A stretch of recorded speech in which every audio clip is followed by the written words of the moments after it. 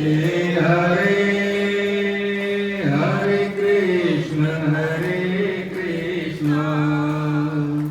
कृष्ण कृष्ण हरे हरे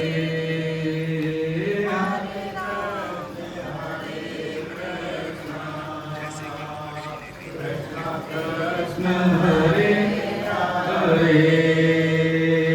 हरे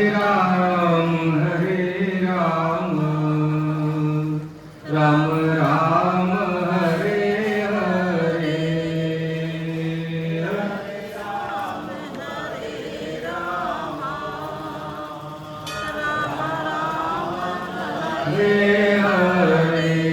हरे कृष्ण कृष्ण कृष्ण हरे हरे हरे राम राम राम हरे हरे कृष्ण कृष्ण कृष्ण हरे हरे हरे राम हरे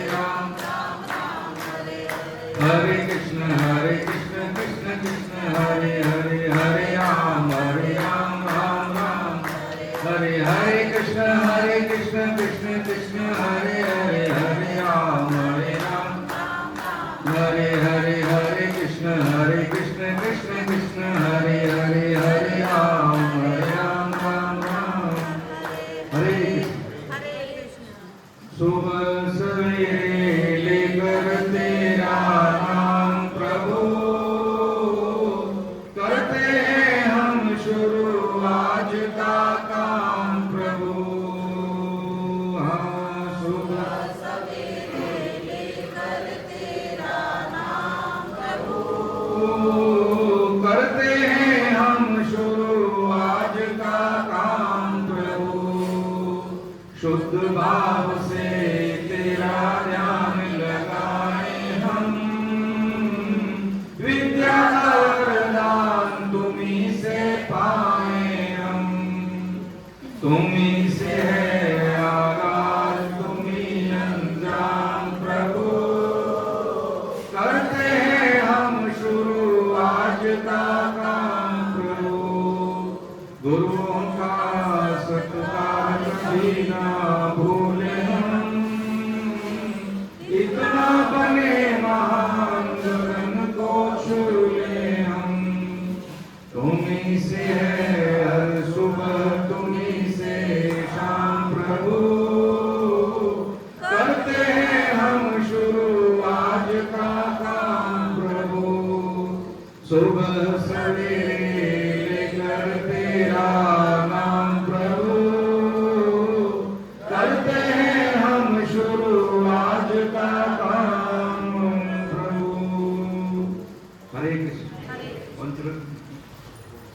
वसुदेव सुतं देवं कंस चारूरमर्दनं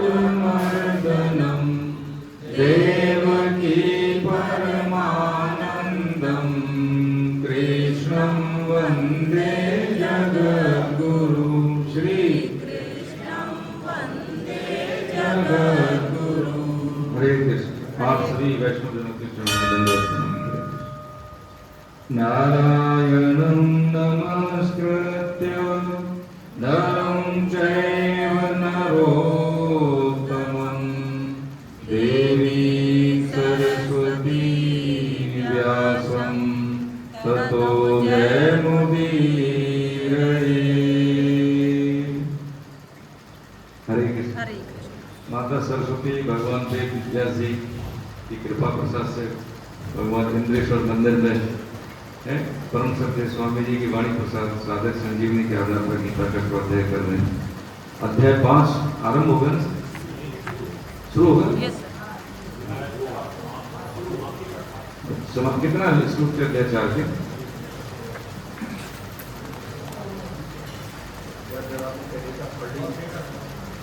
समापन हो गया था? No sir. जी माता जी।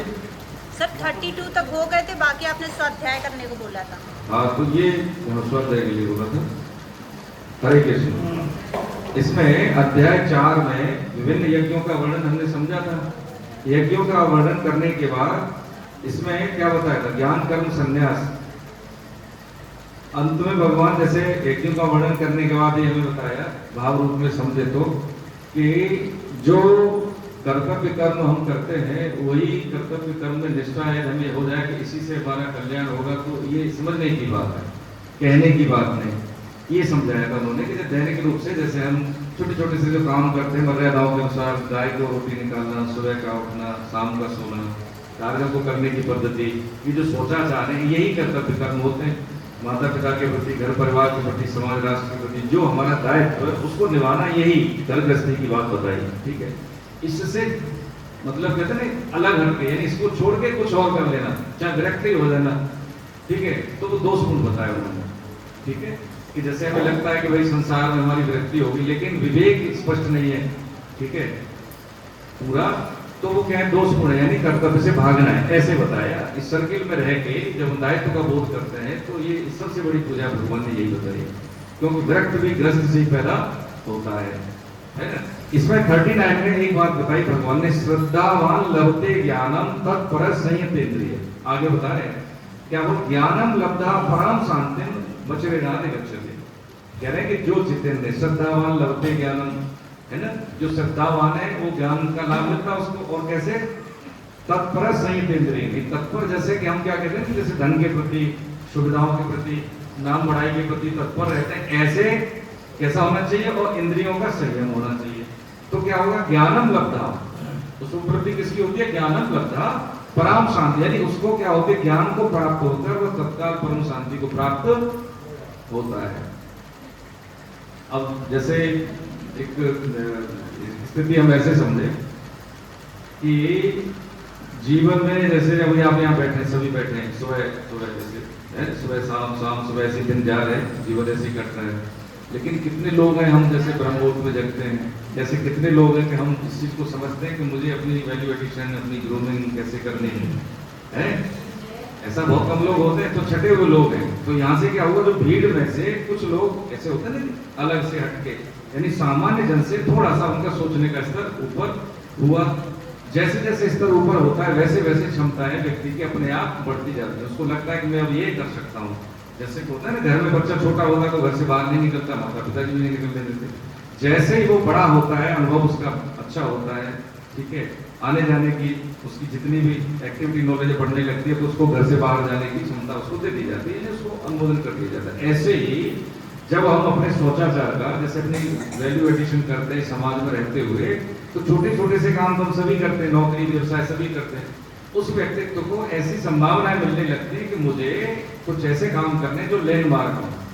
जैसे हमारे पूर्वज करके चले गए कुछ चीजें, लेकिन आजकल क्या है, हम अपने घर की सर्कल में बिजी रहते हैं, उसको वो संभावनाएं भी मिलती है, उन संभावनाओं का वो लाभ लेके उस कार्य को करता भी है।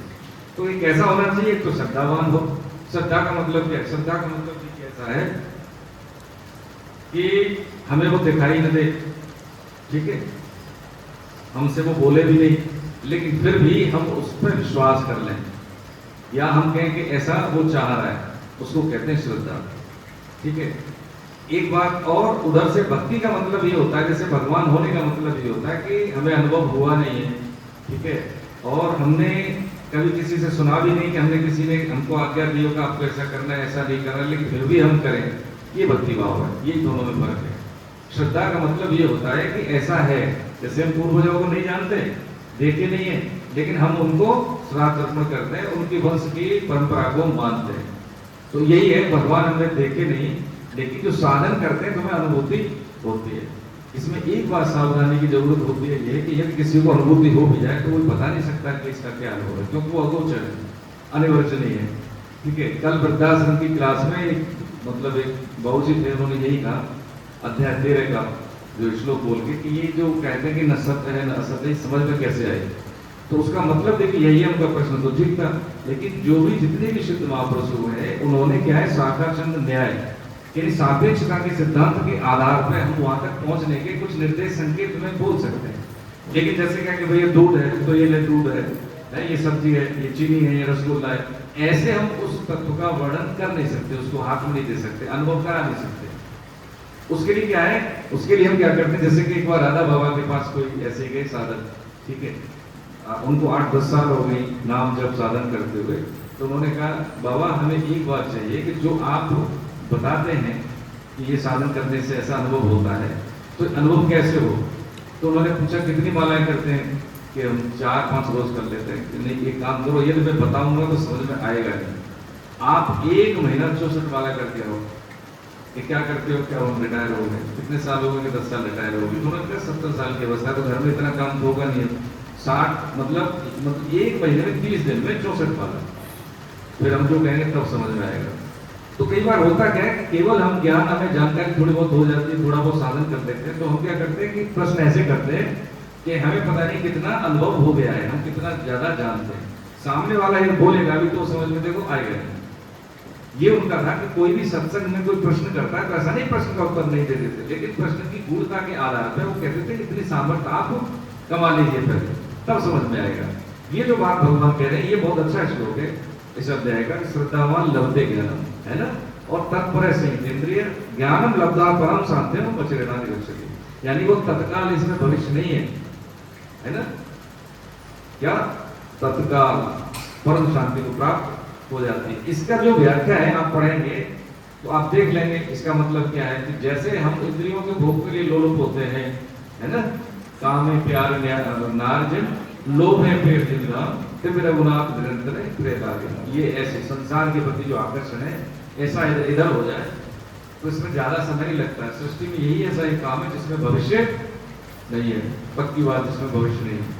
ठीक है, आगे कहा भगवान ने क्या पे कि ये 41 और 42वां श्लोक में कि हे धनंजय, योग समता के द्वारा जिसका संपूर्ण कर्मों से संबंध विच्छेद हो गया है, विवेक ज्ञान के द्वारा जिसके संपूर्ण संशयों का नाश हो गया, ऐसे स्वरूप परायण मनुष्य को कर्म नहीं मानते। अब इसको कैसे समझे, देखिए इसमें ये है कि जैसे हम छोटे होते हैं, हमें खेल खिलौने चाहिए, माता जी से हम दूर नहीं हो सकते, घर परिवार वालों से दूर नहीं हो सकते। जैसे ही धीरे धीरे बोध होता है तो खिलौनों की प्रायोरिटी हमारी खत्म हो जाती है। फिर साइकिल, बड़ी साइकिल चाहिए, कुछ ऐसे चाहिए ना चीजें। जैसे ही हम युवावस्था में आते हैं तो प्रायोरिटी हमारी क्या हो जाती है, कैरियर, कुछ सीखना, विद्यार्जन करना। ऐसे ही जब व्यक्ति गृहस्थी में जाता है तो गृहस्थी में ये बोध है। जैसे देखिए 15वां संस्कार क्या है, 15वां संस्कार, 16 संस्कार होते हैं, 15वां कौन सा है, पहाड़ी है, देखो उनको याद है, मैंने इसलिए पूछा, हमें याद नहीं है। 15वां संस्कार क्या है, पहाड़ी ग्रहण। 16वां संस्कार क्या है, इसी को अंतिम संस्कार कहते हैं। तो इसका मतलब क्या हुआ, देखिए समझे बात को, पकड़ के रखिए। जब हम गृहस्थी में विवाह संस्कार हो जाता है तो वो हमारे जीवन का कौन सा संस्कार है, एक्टिव अंतिम, एक्टिव अंतिम, जिसको अंतिम संस्कार कहते हैं। उसके बाद तो कुछ कर नहीं सकते। तो यानी उस ये ऐसी जगह होती है, वो ऐसा समय है जीवन का जहाँ पे हमें भरपूरता में ये सब जानकारी हो, ये मान लिया जाता है कि संबंधित व्यक्ति में जो गृहस्थी में प्रवेश कर रहा है, उस कन्या में, उस वर्ग में इतना मतलब बोध है कि जीवन कैसे जीना है, परफॉर्म कैसे करना है, व्यवहार कैसे करना है समाज में, राष्ट्र के प्रति दायित्व क्या है, उसको ये मान लिया जाता है। और यदि ऐसा नहीं है तो फिर वो मतलब गया जीवन हाथ से गया, बहुत गलतियां होती हैं, मानेगा भी नहीं, गलत को सही, सही को गलत मानेगा, आपको सुतर्क करेगा, माता पिता नहीं समझा पाते, लेकिन भूल में भूल माता पिता के द्वारा ही होती है। तो क्या करें कि जैसे जैसे हमारी आयु बढ़ती है वैसे वैसे हमारी पात्रता भी बढ़ती है, परफॉर्म करने के दायित्व भी बढ़ते हैं। जिसका संपूर्ण कर्मों से संबंध विच्छेद का मतलब यही है कि इन कर्मों से संबंध विच्छेद का मतलब क्या होता है, देखिए कर्मों से संबंध विच्छेद का मतलब है कि जैसे धन है किसी के पास तो उसको धनवान कहेंगे, अच्छे गुण है तो उसको गुणवान कहेंगे। वान का मतलब है धारण करने वाला, धन को धारण करने वाला, जिसके पास धन, जिसके पास जैसे गुण है तो गुणवान हो गया, जिसके पास विद्या है उसको विद्यावान होगा। ऐसे ही रूपवान, मान का मतलब जो धारण किया होगा। ऐसे ही हम कौन है, शरीर है हमारे पास, तो क्या है, शरीरवान, शरीरवान। इसमें हमें लगता है कि हमने समझा भी है संकेत में कि जो जो मेरा है वो हम है नहीं है। मेरा जैसे सिर है, मेरा हाथ है ना, मेरा पैर है, तो जो मेरा है वो मैं थोड़ी हूँ। अंदर जाएंगे थोड़ा सा कि जैसे मेरा मन है, मेरा चित्त है, आज मेरा चित्त शांत नहीं है, मन में भटका हुआ है, मन में कैसे अशांति है। तो ये मेरा मेरा जो जो है वो मैं नहीं है। एक और अंदर रहें, कारण शरीर होता है, 3 शरीर होते हैं हमारे, है जैसे हम सोते हैं, सुसुप्तावस्था होती है तो उसमें क्या होता है कि इसको कहते हैं हम कारण शरीर, गहरी नींद में। और जब सपना देखते हैं तो उसको कहते हैं सूक्ष्म शरीर की मुख्यता होती है, इधर उधर भाग रहे होते हैं, होता है नहीं होता है, भाग रहे होते हैं कि हम किसी ने हमें मार दिया, हमने किसी को ऐसे कर दिया, हम पढ़ रहे हैं, हम जा रहे हैं, तो ये सूक्ष्म शरीर मन जो है हमारा भटकता है। स्थूल शरीर तो बिस्तर पे है, लेकिन सूक्ष्म शरीर एक्टिव होने के कारण हमें नींद पूरी नहीं आती, तो हम थके हुए रहते हैं सुबह। लेकिन अगर गहरी नींद है तो वहां पे क्या है कि वो वहां पे हमें ये नहीं पता हम स्त्री है कि पुरुष है। संस्कार स्वभाव वो किसमें, कारण शरीर में। तो हम कहते हैं मेरा स्वभाव है, मेरे संस्कार। तो जो सॉफ्टवेयर है हमारा, जो दिख नहीं रहा, ऑपरेट कर रहा है हमारे व्यवहार को, वो भी हम नहीं है। तो कौन है? शरीर तीनों में से हम नहीं रहे। तो जो इसमें रहने से शरीर संचालित है, शरीर पूरा होता है, जैसे जीवात्मा निकलेगी तो शरीर तो जो दिख रहा था वो यही पड़ा रह गया। तो इसका मतलब है जो पहले से अलग था वो बाद में भी वो अलग ही होता है। जैसे हमारे पास मोबाइल धारण किया है ना, ऐसे ही हमने शरीर धारण किया है। अब जैसे कि आप भाई मान लो टीचर है, बहन जी, तो इनको ये पता है कि मैं कैसे हूँ, मेरे पास पद क्या है, टीचर का है, तो मैं वही व्यवहार समाज में करूंगी जो एक टीचर से अपेक्षा की जाती हो। मैं कोई प्रतिष्ठित व्यक्ति हूँ, मैं इंजीनियर हूँ, मैं वही व्यवहार करूंगा जो एक समाज में अपेक्षा की जाती है। ऐसे ही हम शरीर कौन सा है? हमारे पास मनुष्य शरीर है। मनुष्य शरीर की मान्यताएं हैं, मर्यादा है, अनुशासन है, तो वही करेंगे जो एक मनुष्य से अपेक्षा की जाती हो। तो हमने क्या समझा था? अब ये क्या समझ रहे हैं? कर्मों से संबंधित क्षेत्र। तो जैसे आहार, निद्रा, भय और मैथुन की चार हर जीव करता है, तो यही हम चार करने में गंवा दें, ऐसा नहीं करें। यदि हम ऐसा नहीं करते हैं और शौचाचार का ध्यान रखते हैं तो फिर हमारा कर्मों से संबंध विच्छेद हो जाता है। ये हमने समझा। अब इसमें 5वें जो अध्याय में भगवान यही कह रहे हैं, क्या है 5वें अध्याय का नाम? कर्म संन्यास, यानी कर्मों से कर्तापन हटा देना। क्या कह रहे हैं? अर्जुन का प्रश्न है, संन्यासम, सभी पढ़े है ना, और थोड़ा सा जोर से पढ़ेंगे, यहाँ पे कुछ हो रहा है आसपास। संन्यासम कर्मणाम कृष्ण पुनर्योगम च संससि यच्छेयमेतयोरेकं तन्मे ब्रूहि सुनिश्चितम्। कह रहे सब पढ़िए, हे कृष्ण आप कर्मों का स्वरूप से त्याग करने की और फिर कर्मयोग की प्रशंसा करते हैं। इन दोनों साधनों में जो एक निश्चित रूप से कल्याणकारक हो उसको मेरे लिए है। क्या करें?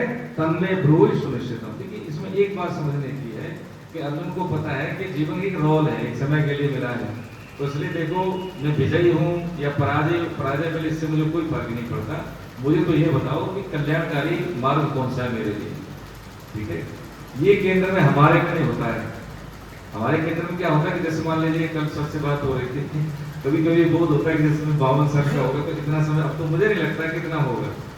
ठीक है, कितना हमें नहीं मालूम है, लेकिन एक्टिव तो नहीं रह पाएंगे। तो 52 साल अब शेष आयु तो नहीं रही होगी, तो इसमें ऐसा क्या करें कि हमें पछताना नहीं पड़े कि भाई हमने ये नहीं किया।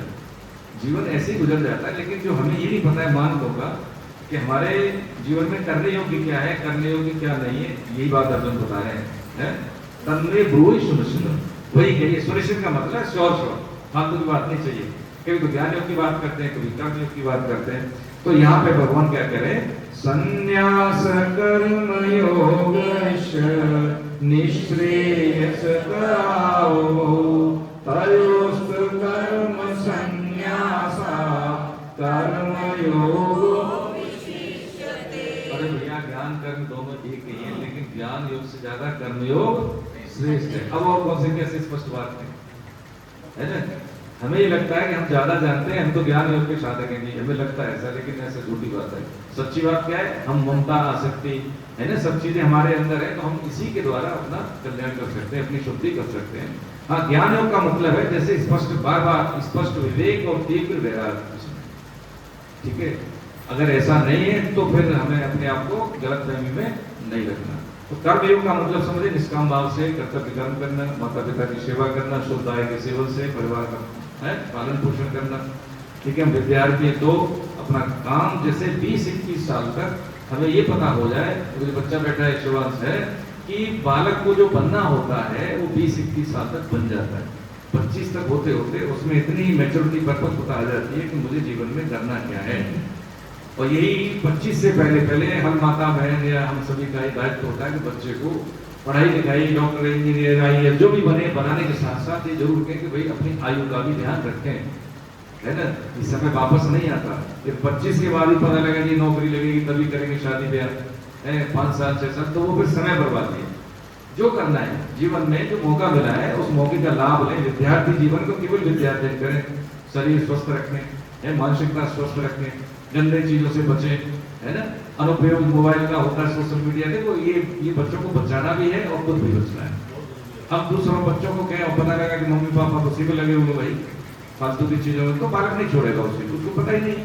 ये मूल भूल हमारी हो जाती है कि जीवन ही इसलिए नहीं बना है, देखिए, है ना। जीवन इसलिए मिला है कि जितने भी जीव सत्ता है उससे हम अलग हटके हैं, तो अलग हटके हमारे दायित्व तो होंगे, ठीक है नहीं। अगर कोई आई ऐसे भाई यहाँ के डीएम है, यहाँ के लखनऊ के, उनकी जीवन चर्या, उनके दायित्व, उनकी कैपेसिटी और एक सामान्य की कैपेसिटी, अंतर है दोनों में कि नहीं।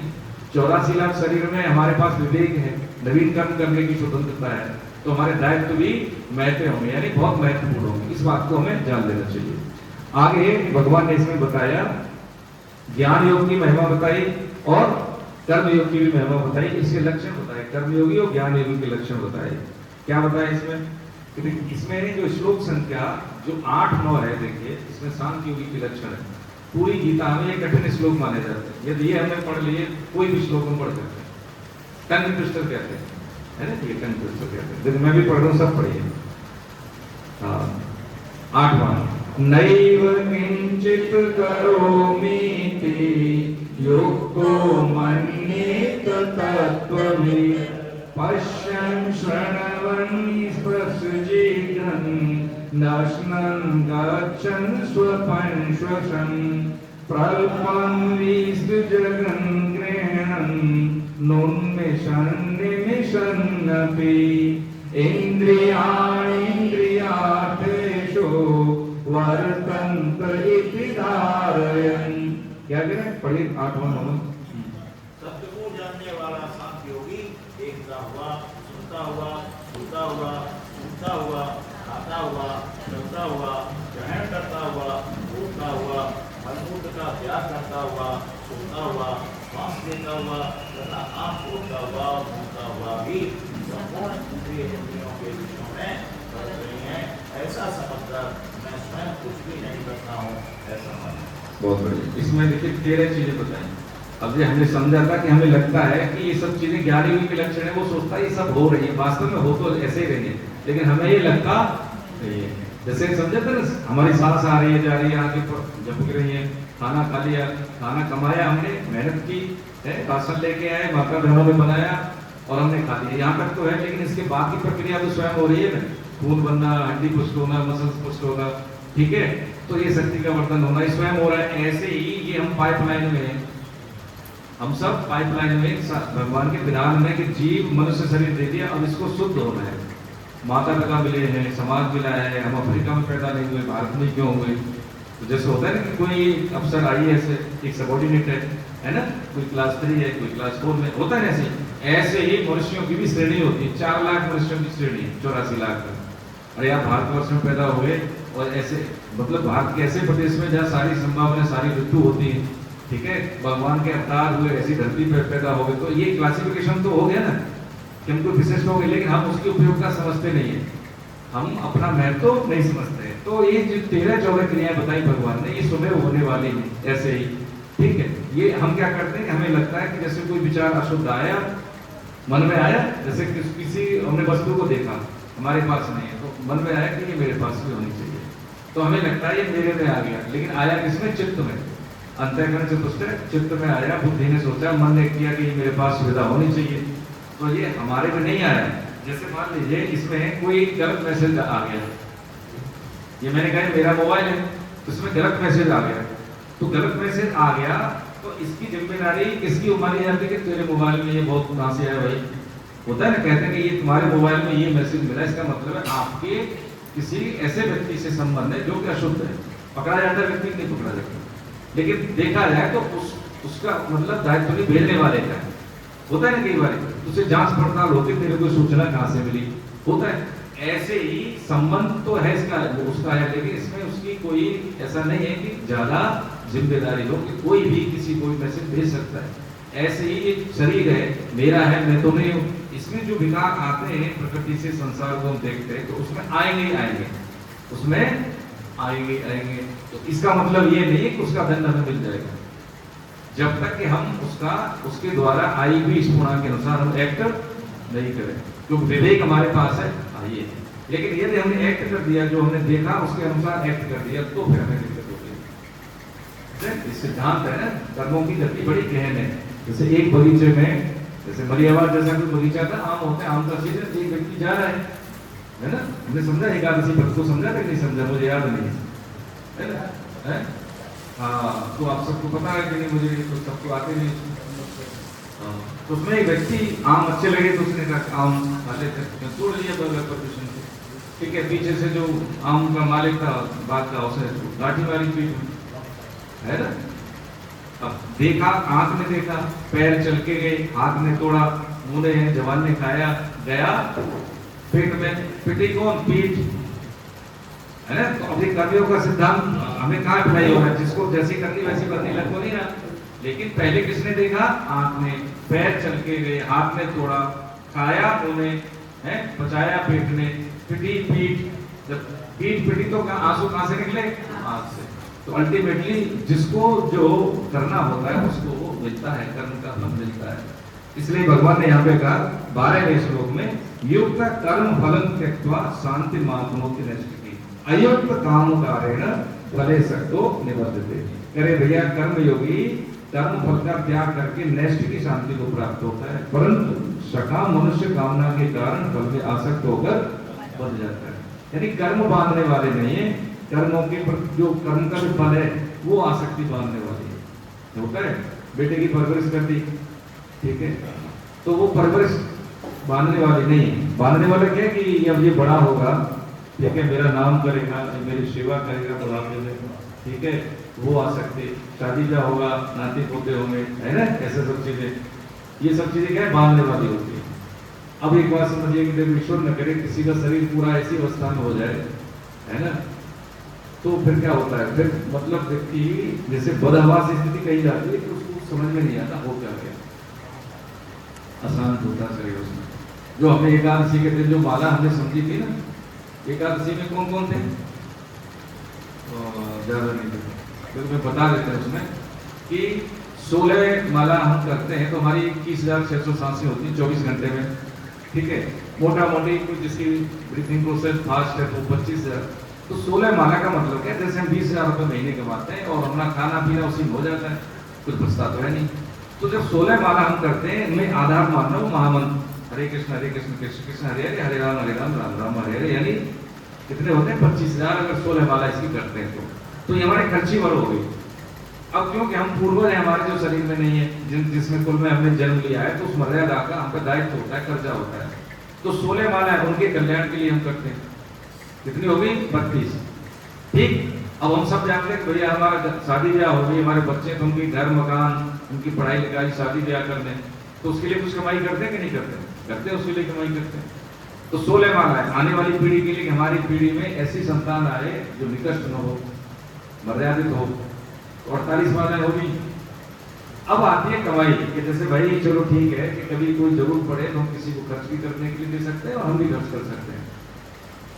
जैसे ऋषि महापुरुष इतना भजन बल होता था कि किसी का जैसे साफ देना है तो साफ दे दिया और लगता था, वरदान देना तो वरदान दे दिया, लगता था, वो भजन बल। यहाँ से जो लास्ट के 16 माला है यानी 64, 48 से फिर 64 करेंगे, वो हमारी क्या है, बैंक बैलेंस। जैसे धन बल है, ये भजन बल है। किसी का उद्धार करना है, बालक की बुद्धि शुद्ध करनी, नहीं मान रहा है, समझ आ रहा है, तो वो हम भजन पर उस बच्चे को दे सकते हैं, तब लगेगा। और फिर है कमाई कुछ नहीं, और फिर कहेंगे भैया ऐसा हो जाए, फिर होगा नहीं। अब 16 माला तो होती नहीं, 64 कैसे हो, उसके लिए देखो तकनीकी है, ये हाथ से काम मुंह से काम।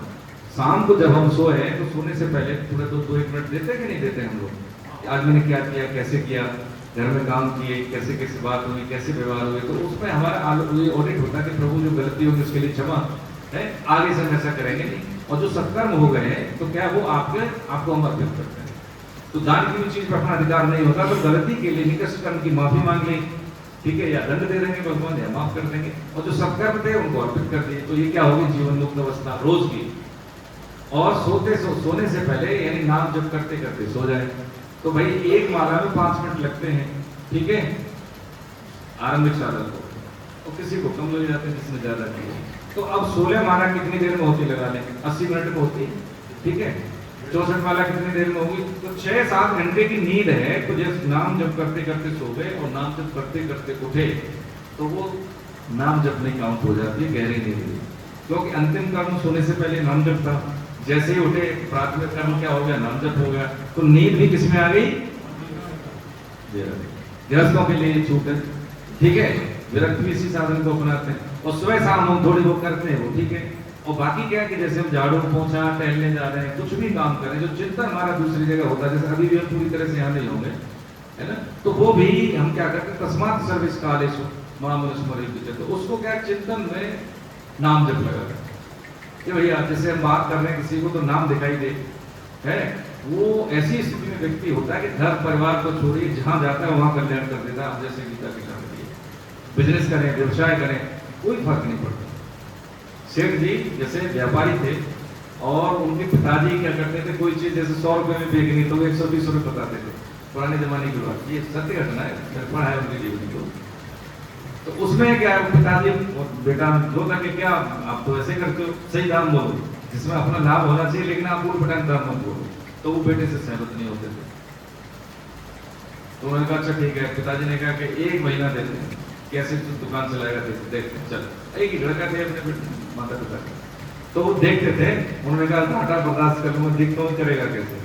तो वो जैसे 100 रुपए की चीज है तो सारा कुछ जोड़ के हिसाब बनता था उनका 110 112, दुकान पे लिखवा दी, 1 दाम की दुकान, तो इतने देखते थे। तो जो पूरे महीने का आकलन किया तो पिताजी से ज्यादा ही उनकी इनकम थी। अच्छा एक चीज उनको बड़ी बुरी लगी, कपड़े की दुकान थी, तो वो कहते थे कि देखो कितना कपड़ा चाहिए, कहते 50 मीटर चाहिए, या किसी को शादी व्यायाम के लिए ज्यादा चाहिए, किसी कंपनी वाली यूनिफॉर्म के लिए ज्यादा चाहिए, तो कहते देखो अभी मत लो, अभी महंगा है, ये सस्ता होगा तब ले लेना। वो ये भी कह देते थे। तो पिताजी बड़े चिढ़ते थे, अजीब आदमी, तेरे को क्या पड़ी इसको बताने की, और तू कैसे कह सकता है कि हम बता रहे महंगा होगा। आप समझे। तो जब 22 साल की अवस्था में हम ये देखें ना कि जीवन में जितनी जल्दी हम अपने आप को शॉर्ट कर लेते हैं तो क्या लाभ होगा। देखिए जीवन में लाभ होता ही है, फ्रस्ट्रेशन नहीं होगी, थकान नहीं होगी, रोग नहीं होंगे, आपको फालतू की चिंता नहीं होगी, बच्चे को लेके पति पत्नी को लेके सब कभी नहीं होगा। जीवन तो चला गया ऐसे ही एक दूसरे को समझाने में। अल्टीमेटली क्या है, जब जीवन खप जाना फिर उसको भोगने लायक नहीं रहता शरीर। तो अभी अच्छी तरह से सिद्ध मत और शास्त्र में जीवन जीते हैं तो जो सुविधाओं का भी भोग अच्छे से मिलेगा जीवन जीने के नजरिए से। तो 22 साल की अवस्था में भगवत प्राप्ति हुई तो अपनी पत्नी से वो बोले, उनको बीमार हो गए उनके पिताजी। तो उन्होंने जब ज्यादा बीमार हो तो उस समय इतने इलाज सुविधाएं नहीं होती थी, तो अपनी पत्नी से कहा कि तू अपने बेटे को बोल। सब लोग तो कहते हैं कि ये बहुत से महापुरुष हो गया है, लेकिन मुझे लगता नहीं है, अब मुझे लगने लगा है। तो इससे पूछो, ये मुझे तो बताएगा नहीं कि मेरी स्थिति क्या है, मैं बचूंगा कि नहीं। बोला तो बोला कह रहे कुछ नहीं होगा आपको कुछ नहीं होगा पिताजी, कोई दिक्कत नहीं, थोड़ा सा है ये। तो एक तो क्या होता है कि जो कुपथ से रोग हो जाते हैं वो कैसे होते हैं, दवाई से ठीक हो जाते हैं, लेकिन जो हमारे प्रारंभिक रोग होते हैं वो दवाई से ठीक नहीं होती है, भजन से ठीक होती है। अपने पिताजी को अपने भजन बल से उनको ठीक किया, फिर दोबारा बीमार हो गए, फिर उन्होंने पूछा तो कहते हैं देखो अब समय नहीं है, क्योंकि मैं आपकी संतान हूँ इसलिए मेरा दायित्व है कि जीवन आपका अंतिम हो। तो उन्होंने अपने पिताजी को भगवान के दर्शन करा के तब उनका शरीर पूरा हुआ। ये भजन बल का ये लाभ होता है। कर्म बांधने वाले नहीं होते, कर्म तो जड़ होते हैं, लेकिन कर्म का जो फल के प्रति आसक्ति ये बांधने वाली है, ये हमारा पतन कर देते हैं कि काश में ऐसा होता है, ये काश हमें त्रास दे देता है, जिंदगी भर कर दे देता है, तो ये शरीर में नहीं पता नहीं कितने जन्म मिल जाते हैं। ये भगवान ने कहा है कि ये जीवन हमारा अंतिम जन्म बना के मनुष्य शरीर दिया, इसमें हम बंध जाते हैं, कई जीवन कमा लेते हैं, तथा पता पेड़ पौधे ये सब चीजें ये हमारे यही से जनरेट होती है ना। यही बात बता रहे हैं अर्जुन को। अर्जुन का मतलब है निर्मल, वही कह रहे हैं कि मुझे वही बात कही जो स्वरूप, वही भगवान बता रहे हैं। 5वें अध्याय का ये जो इसमें 12वां श्लोक जो बताया, इसके बाद बता रहे हैं कौन सा श्लोक, मैं संक्षेप में ले रहा हूँ प्रभु जी, थोड़ा सा आप इसको पढ़िए। 22, 23 और 29 3 श्लोक समझेंगे। 22वां 23वां क्या है कि जब ये बात समझी तो समझ में कैसे आए कर्म फल के प्रति आसक्ति कैसे न हो। तो इसके लिए बताया 22वां श्लोक कि ये ही संस्पर्जा भोगा दुःखयो नये आदन्तवन्त कौन्तेय न ते शक्नोति हैव यः सोढुं प्राक्शरीर विमोक्षणा काम क्रोधोद्भवं वेगं सयुक्त पढ़िए 22 क्योंकि हे बुद्धिनंदन, जो इंद्रियों और विषयों के संयोग से पैदा होने वाले भोग सुख हैं ये आदि अंत वाले और दुख के ही कारण है। अतः विवेकशील मनुष्य उनमें रमण नहीं करता। इस मनुष्य शरीर में जो कोई मनुष्य शरीर छूटने से पहले ही काम क्रोध से उत्पन्न होने वाले व्यय को सहन करने में समर्थ होता है वह नरभोगी है और वही देखिए इसमें दो चीज है, आदंत बंध कौन से, जितनी भी परिस्थितियां आने जाने वाली हैं, आने जाने वाली हैं कि नहीं, सुख आया जाएगा भी, दुख आया जाएगा भी, ठीक है, आज हमें ये सुविधा है, कल को नहीं भी रहेगी, ठीक है, ये आने जाने वाली। फिर क्या सकनोती है, सकनोती का मतलब है कि सहन करना है। और क्या आगे बोला उन्होंने 22वें श्लोक में, विमोक्षणात् यानी शरीर की क्या गए कि आदंत बंध कौनते न ते सुरमते बुध है। और 23वें श्लोक में क्या बोला, सकनोती है वो छोड़ूं प्राक शरीर विमोक्षणात् यानी शरीर को छोड़ने से पहले सहन करने की, यानी काम क्रोध लोभ मोह है वो सहन करने की क्षमता। अच्छा, काम सबसे पहले कहाँ पे आता है भाई, अंतःकरण में आता है। क्रोध सबसे पहले अंतःकरण में आता है, ठीक है। चित्त का विचलन अंतःकरण, यानी ये मन बुद्धि चित्त है, चार है, अंतःकरण चतुष्टय बोलते हैं इसको। ये जितनी भी घटना क्या होती है हमारी इंद्रिय कैसे, जैसे गोचर यानी जैसे चढ़ता है ना जहाँ पर गौ गोचर यानी गाय चल रही है, तो ये संसार को देखती है, आंख नाक कान स्पर्श ये सब। अब ये क्या है कि फिर हमारे एम चित्त में इनका क्या होता है, प्रवेश होता है, उसके अनुसार हमारा जो स्वभाव होता है वैसे फिर हम भोग करते हैं। होता है ना, किसी को मांस खाना है तो बाजार में मांस ही ढूंढेगा, किसी को भाई सब्जी खाना शाकाहारी तो बाजार में इतना ही मांस होते उसको सब्जी से लेना देना, वहीं से फिर हमारा क्या हो जाता है, वर्गीकरण हो जाता है कि हम जीवन में चाहते क्या है। तो भगवान कह रहे हैं कि देख भाई ये जो सुख दुख आने जाने वाले ये तो आएंगे जाएंगे और सबके पास आते हैं, चाहे कोई कितना ही भाई होता है ना धार्मिक वृत्ति का हो, आप देख लीजिए है किनको, प्रेमानंद जी महाराज को, है ना, इतने महान संत, लेकिन उनको कितनी दोनों फेल है। तो क्या इस जन्म में दोनों कोई पाप नहीं किए, क्योंकि ये जो शरीर बैठा है ये कर्म का फल है, ये जो बैठा है क्या कर्म फल का परिणाम है, इसमें सुख दुख आएंगे आएंगे। तो मनुष्य शरीर बनता है कैसे, सुख दुख दोनों को मिलावट से मनुष्य शरीर बनता है। केवल पुण्य कर्म से क्या है, जैसे पाप और पुण्य दोनों मिला के तो मनुष्य शरीर, और केवल पाप से बनता है क्यों, अधो योनि, और केवल पुण्य से बनता है उच्च योनि, देवलोक है, मरलोक है, स्वर्गलोक है, सतलोक है, ब्रह्मलोक, ये सब बनते हैं। तो ये सुख दुख दोनों आएंगे, इसलिए का आदंत बंध कौन, ये आएंगे, पक्की बात है आएंगे। महापुरुषों को भी कैंसर हुआ है, कितने शरीर में कष्ट हुए ना भैया, देखते हैं आप, सुने आप स्वामी विवेकानंद, क्योंकि वो जानते हैं कि ऐसा होगा। ये मोबाइल मैंने कितने महंगा ले लिया, एक समय के बाद इसकी भी उपयोगिता धीरे धीरे कम होगी, कोई नया वर्जन आएगा, होगा ना। ऐसे ये शरीर है, एक समय के साथ धीरे धीरे ये क्षरित हो रहा है, ठीक। तो क्या करें, तो ये करें कि जैसे इससे जितना हम संसार से संबंध विच्छेद होता है उतने हम ऊर्जावान होते हैं। जैसे मोबाइल है, इसी का उदाहरण इसलिए ले रहे, हमें ज्यादा पता है इसका कि हम बात नहीं करें, ऑपरेट नहीं करें, तब भी इसकी ऊर्जा कम हो रही है, धीरे धीरे बैटरी डाउन हो रही है, ठीक है। ऐसे ही हमें खूब शक्ति है, सामर्थ्य है, हमने कुछ नहीं किया, घर में खाना पीना खा के बैठे हैं, लेकिन हमें शाम तक थकावट बैठे बैठे भी क्यों हो जाएगी, कोई बताए कैसे। हाँ, शक्ति घट रही है, लेकिन क्यों घट रही है, चिंतन, कहीं ना कहीं दिमाग हमारा एंगेज है, कोई ना कहीं होगा ही। किसी से कहें कि भाई कि तुम बिल्कुल कुछ भी मत सोचो, तो ऐसा हो नहीं सकता, कुछ उनको सोचेगा, है ना। अब जब नींद में हम गहरी नींद में होते हैं तो क्या होता है कि हमें दूसरे दिन क्या लगता है कि अब हम ठीक है, फ्रेशनेस होती है। तो इसका मतलब क्या है कि जब गहरी नींद में स्वप्नावस्था की बात नहीं हो रही, गहरी नींद में हमारा संसार से संबंध विच्छेद होता है। पैसे वाले हमें याद रहता है, हम स्त्री हमें याद रहता है, हम पुरुष हमें याद कुछ नहीं पता रहता, हम ये भी नहीं पता कि कितने महंगे बिस्तर पर सो रहे, हमें कुछ, हम संसार से शून्य होते हैं। तो जैसे ही संसार से संबंध विच्छेद होता है सुषुप्त अवस्था में और हमें ऊर्जा देता है, ऐसे ही यदि जागृत अवस्था में संसार से उपयोगी संबंध रहे है, अनुपयोगी नहीं, तो व्यक्ति की ऊर्जा संरक्षित रहती है, स्वास्थ्य संरक्षित रहता है उसका, ठीक है। तो 8 घंटे नौकरी करने के बाद भी थकेगा नहीं।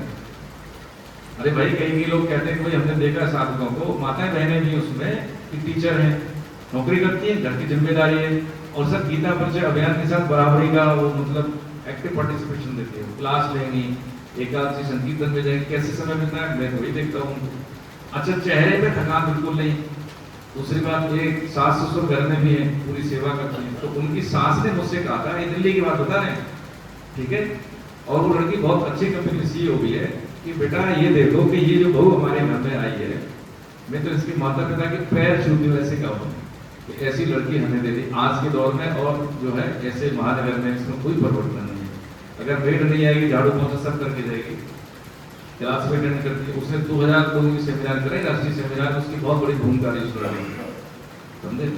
तो इससे मतलब क्या होता है कि जब हमें पता लग जाता है कि शरीर में इतनी शक्तियां हैं, जब इसका हम सदुपयोग करते हैं, नियमन करते हैं, मर्यादा में रहते हैं, आप आनंद करेंगे। हमें पता है मोबाइल महंगा ले लिया है, लेकिन इसका फीचर हमें पता ही नहीं, कॉल आ रही है, कॉल जा रही है, बस दिखाने के लिए ले लिया। तो इसका जो फीचर है उसका तो हमने क्या कोई सदुपयोग किया नहीं।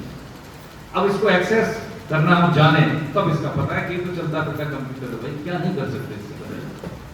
यही शरीर है, हमें पता है कि बस वो ये खाना पीना खा लिया, नौकरी लग गई, घर गृहस्थी हो गई, बाल बच्चे हो गए, लोग जानते हैं, प्रतिष्ठा हो गई, ये बस कुछ भी नहीं। इसका हमने 1% भी एक्सेस नहीं किया इसकी शक्ति को, सही बताया तो, क्योंकि कभी हमने इसको बोलने की कोशिश नहीं की, जानने की कोशिश नहीं की इसका और क्या बनना है। निंदा स्तुति, नाम बढ़ाई, पैसे सुविधाएं इकट्ठा करना, 2-4 घर मकान बना लिए, बहुत पैसा इकट्ठा हो गया, अरे ये एक क्षण में ही छूट जाएगा, कुछ नहीं साथ जाएगा, बताइए कुछ जाएगा।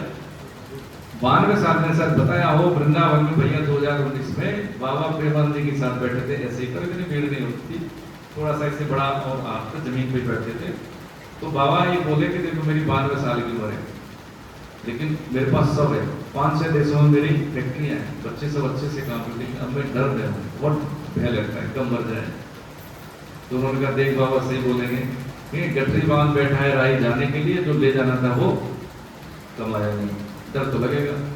तो क्या करेंगे, अब समय ज्यादा नहीं, क्या हुआ करें, कुछ नहीं, अब तो सिर्फ नाम जप कर दो, आप उतना जितना भर सकते जितना कर सकते हो है। अब भाई यूएसए जाना है तो हमें डॉलर वोट होने से पहले हमें चाहिए कि नहीं चाहिए भाई, जिस देश में हमें पहुंचना है तो वहां की मुद्रा हमें चाहिए। अब जहाँ जाना है वहां की तैयारी हुई नहीं, और यहाँ हमें सदैव रहना नहीं, इतना तो हम जानते हैं। डरने की बात नहीं, जानने की बात है सबके लिए। तो जीवन में जितनी आयु होती है उस हिसाब से हमें पढ़ाव तय कर लेने चाहिए, बहुत जरूरी है ना। भाई 10वीं का एग्जाम आ गया, कभी पढ़ेंगे तो एग्जाम से पहले 2 दिन में क्या कर लोगे, बच्चा डिस्टर्ब होगा ही होगा। ऐसे ही है कि हमें हर दिन, अब आज 12 जुलाई 2026 दोबारा नहीं है, हिस्ट्री के पन्नों में दर्ज होगी। तो आज हमने क्या कमाया, समय तो बह गया ना, लेकिन इसका मैंने क्या सदुपयोग किया, बस यही हमें अलग करेगा भीड़ से, यही मीटिंग कैपेसिटी में लेके जाएगा। अध्यात्म बहुत सरल है, कठिन हम होते हैं, एक बात। दूसरी बात, अध्यात्म बहुत जरूरी है। भौतिकवाद को जीने के लिए अध्यात्म बहुत जरूरी है। हम सुखी कैसे नहीं, ये हमें पता नहीं है। हमें लगता है पैसे से, हमें लगता है मान बढ़ाई से, हमें लगता है कि भाई घर बहुत अच्छा बन जाए बिल्डिंग उससे। यदि ऐसा होता तो देखिए राजा भरत जी चक्रवर्ती सम्राट देख लीजिए ना, छोड़ के सब चले गए। एक समय के बाद हमें चाहिए कि जीवन का एसेंस है क्या, और यदि ये जीवन के आरंभिक काल में हमने बच्चों को दे दिया अपने संस्कार के साथ, तो विवाह संस्कार तक हमारी परवरिश पूरी मानी जाती है, फिर हमारा वानप्रस्थ अवस्था शुरू होती है। और ये चुकी हुई समय की बात नहीं, ये वर्तमान की बात है। यदि ऐसा नहीं करेंगे तो पक्की बात है जीवन भर हम दर्शन करते रहेंगे। अनहद शाम को समझ रहे थे हम भैया बैठ के, अनहद होता है, अनहद ब्रह्म यानी ओम को बोलते हैं। वो कैसे बताए, आहत और अनाहत से बना है। आहत का मतलब है दर्शन, सही ध्वनि निकले, जैसे हम बोल रहे हैं, दर्शन हो रहा है ना, जवान का दर्शन हो रहा है तालों के साथ, है ना। सब तरह के जो होते हैं ना, जैसे एक ओष्ठ वर्ग होता है, कालव्य होता है, इस तरह से जो वर्णों का क्लासिफिकेशन है, तो उसमें घर्षण हो रहा है तो जवान निकल रही है। एक जो साउंड होती है बिना घर्षण के, उसको कहते हैं अनाहत। तो बदलते बदलते तद्भव रूप में आ गई अनहत, तो वो कौन सी है, ओम, इसमें कोई घर्षण नहीं है। ऐसे ही कि जीवन में जब हम हर पायदान पर जी लेते हैं तो अनहत ब्रह्म का मतलब क्या है, यही हो जाता है कि अनहत आनंद, अनहत आनंद। अरे क्या है, 10,000 मिलते हैं, हमारे पास ज्यादा सुविधा नहीं, लेकिन हम मस्त हैं अंदर से। अब ये आनंद के लिए कोई पात्रता सांसारिक नहीं है, आध्यात्मिक शक्ति से हमें आनंद मिलता है। ये आए कैसे, ये देखो, ये ग्रंथ हमारा ऐसा है भगवान की वाणी है, इसमें हर के लिए सामान है। इसमें हमें ज्यादा नहीं आए, अपनी सामर्थ्य और रुचि के अनुसार हमने समझ लिया कि भैया कर्म योग पे पति के प्रति क्या दायित्व है, पत्नी के प्रति क्या है, बच्चों के प्रति क्या है, जिस समाज का है उसके प्रति क्या है, और शुद्ध आय के सेवन से है हम अपने बच्चों का पालन पोषण करते हैं, तो वो बालक आगे उन्नति करेंगे ही करेंगे, पक्की बात है, इसमें कोई दो राय नहीं। अलग से हमें कुछ करने की जरूरत नहीं, जो हम कर रहे हैं वही करना है, लेकिन कैसे करना है, बस ये रूपरेखा भगवान ने अर्जुन के माध्यम से दी। तो 29वें श्लोक में कहा 5वें अध्याय में कि भोक्तारम यज्ञ तपसा सर्वलोक महेश्वरम। देखिए पढ़िए 29वां श्लोक है इसमें। भोक्तारं यज्ञ तपसा सर्वलोकमहेश्वरं स्वेदं सर्वभूतानां ज्ञात्वा मां शान्तिं रक्षति। इसमें देखो 5वें अध्याय का जो 29वां अंतिम श्लोक में इसमें ज्ञान, कर्म और भक्ति तीनों योग का कोऑर्डिनेशन है। क्या कहा? भोक्तारम यज्ञ तपसा, सभी यज्ञों का भोग करने वाला मैं हूं। जिसमें क्या है, यज्ञ का मतलब समझा हमने? यज्ञ का मतलब क्या है? कोई सर डेली के वर्कर है, डेली के जो जो काम कर्तव्य कर्म। कर्तव्य कर्म। जैसे हाँ, हम विद्यार्थी, तो हमारा कर्तव्य कर्म क्या डिसाइड हो गया ना? हम गृहिणी है, हम पत्नी है, हम पति है, हम पिता है, ये सब। तो क्या है? भोक्तारम यज्ञ तपसा, यानी सभी कर्तव्य कर्म का क्या है, मुझे ही मिलता है, मैं ही पूजित होता हूँ, मुझे ही मिलता है, मैं भोगता हूँ उसका। हम पिताजी की सेवा कर पाते हैं, मंदिर नहीं जा पा रहे, भोक्तारम यज्ञ तपसा। ठीक है, पत्नी है, कुछ भजन नहीं कर पा रही, माला नहीं कर पा रही, नाम जब करते करते काम हो रहा है, बच्चों का लालन पालन, घर गृहस्थी की समस्याओं को सुलझाना, ये सब चीजें, तो वो भोक्तारम यज्ञ तपसा, उसी भगवान पूजित हो रहे। ठीक है, हम क्या करते हैं, नौकरी करते हैं तो शुद्ध आय के सेवन से बच्चों का लालन पालन और दुर्व्यवहार दुराचार जैसी कोई मानसिकता नहीं है, तो भोक्तारम यज्ञ तपसा, भगवान की पूजा हो रही है। अलग से नहीं है, सब कुछ भी अलग से कुछ नहीं करना है। सर्वलोक महेश्वरम, अब क्या कि ये तुम्हें दम्भ आ जाए कि भाई मैं ये कर रहा हूँ, मैं दान देता हूँ, मैं परिवार का पोषण करता हूँ, अच्छा तो ठीक है, क्या है, हवा पानी धूप सब तो यहीं से ली। ठीक है, माता पिता से शरीर मिल गया, गुरुजनों से हमें विद्या मिली, जिसके आधार पर हमें नौकरी मिल गई, व्यवसाय हो गई, इसलिए भी सुबह हमारा व्यवसाय। तेरा क्या था बताओ, बिना हवा के जीना करते तब तो जानते हैं। तो कह रहे हैं सर्वलोक महेश्वरम, जितनी भी जो ऐश्वर्य है सृष्टि में, सभी का स्वामी मैं हूँ, जितनी भी सृष्टि है। अर्जुन को बता रहे अपने रहस्य के बारे में, तो भाई तेरा है क्या सामान जो तू कर देगा? तो अहम का गलन हुआ, भोक्तारम यज्ञ की तपसा और सर्वलोक महेश्वरम। सर्वलोक महेश्वरम यानी ज्ञान की बात की है, ज्ञानियों की बात है, यानी स्पष्ट विवेक और तीव्र वैराग्य यही होता है कि मैं कुछ नहीं कर रहा हूँ। भाई शरीर भी भगवान का है, सॉफ्टवेयर भी ईश्वर का है, जीव आत्मा को संयोग ये दे दिया कि इसके द्वारा मेरी शुद्धि हो जाए, तो सब तो है नहीं का। ठीक, अब क्या सूर्य सर्वभूतानाम, सूर्य सर्वभूतानाम का मतलब होता है, देखो सांसारिक दृष्टि में तो माँ बाप ही होते हैं सूर्य, और कोई नहीं होता भगवान के अलावा। सच्ची में देखा जाए तो बिना किसी कारण से माँ बच्चे की सेवा करती है, पिता भी कई बार वो भी तो पड़ जाते हैं कई बार, लेकिन माँ नहीं है ना। रात में जैसे सुसु कर देता है तो माँ भीगे में, बच्चे को सूखे में, होता है ना। बीमार होता है तो बाप को थोड़ी इंजेक्शन लगता है, मम्मी को लगता है, क्योंकि स्तनपान माता का करते है ना। तो स्वयं ऐसे ही भगवान, हम इस माने या नहीं माने ईश्वर को, वैसे नहीं मानते है ना, लेकिन हवा पानी धूप तो उसको भी मिल रही है, बिना कारण से प्रेम करे, उसका हित करे, वो होता है सूर्य। तो सूर्य सर्व भूताना, फिर क्या कह रहा है, ज्ञात्वा मां शांतिं रक्षति। ये कंक्लूड किया 5वां अध्याय, जिसमें ज्ञान कर्म और भक्ति का कोऑर्डिनेशन करके भगवान ने समझाया भाई ये स्थिति आपकी ये है। अब जो हम गीता पढ़ते हैं तो गीता पढ़ने का क्रम हमारा ये होता है कि पहले तो हम अपना परिचय लेते हैं। अब परिचय मतलब ये नहीं कि भैया का नाम जया गुप्ता जी, भैया का नाम प्रदीप तिवारी जी। परिचय ये होता है कि मेरे शरीर पर तो कहीं लिखा नहीं कि मैं ये हूँ, न ये पता लगता है कि मैं कितना पढ़ा लिखा हूँ, नहीं पता लगता है कि कौन सी पोस्ट होल्ड की, नहीं पता लगता है कि भैया जर्नलिस्ट है, इस चैनल के लिए काम कर, कुछ पता लग रही, कुछ नहीं लग रहा। ये तो क्या है कि समाज को व्यवस्थित करने के लिए हमें कुछ दे दिए गए आइडेंटिफिकेशन के लिए। तो पहले आध्यात्मिक परिचय क्या होता है कि भाई आध्यात्मिक परिचय हमारा ये है कि हम मनुष्य शरीर में आए हैं शुद्ध होने के लिए। हम कहें कि भाई ठीक है मैं तो पुण्य आत्मा हूँ, झूठी बात, हम में से कोई शुद्ध आत्मा नहीं, पुण्य आत्मा नहीं। हम पुण्य कमाने के लिए, शुद्ध होने के लिए हम आए हैं, हम शुद्ध हो सकते हैं, शुद्ध अभी है नहीं। तो ये तो परिचय मिल गया। परिचय मिलने के बाद क्या है कि भैया परिचय आपका ये है, ठीक है, तो अब आप किस लिए हो यहाँ पे? तो हम बताएंगे कि शुद्ध होने के लिए। तो शुद्ध कैसे हो? तो शुद्ध कैसे हो वो प्रक्रिया हम गीता से समझते हैं।